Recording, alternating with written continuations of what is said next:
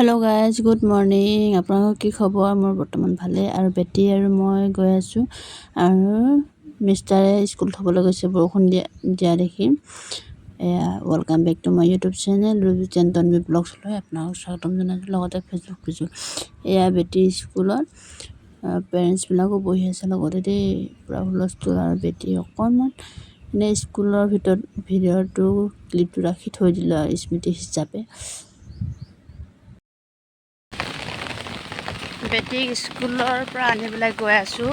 বৰষুণ জাক দিছে, স্কুল ছুটি দিয়া সময়তে বৰষুণ দিছে দেই, একদম একেবাৰে বেয়া। যোৱা টাইমত বৰষুণ দিছে আৰু অনা টাইমত বৰষুণ দিছে, সেইকাৰণে উপায় নাই ন, ছুটি দিয়া টাইমততো লৈ আনিব লাগিব ছোৱালী, নহ'লে কান্দি থাকিব। ছাতি লৈ লৈছোঁ, এতিয়া আনিবলৈ গৈ আছোঁ। স্কুলৰ পৰা আহি এইবিলাক নতুনকৈ কাম কৰিবলৈ ধৰিলেই, দেখিছেনে ৰাইজ? কাপোৰ খুলিয়ে এতিয়া চকলেট খাব লাগে। এতিয়া ভাত খাবগৈ লাগেনে চকলেট খাব লাগে?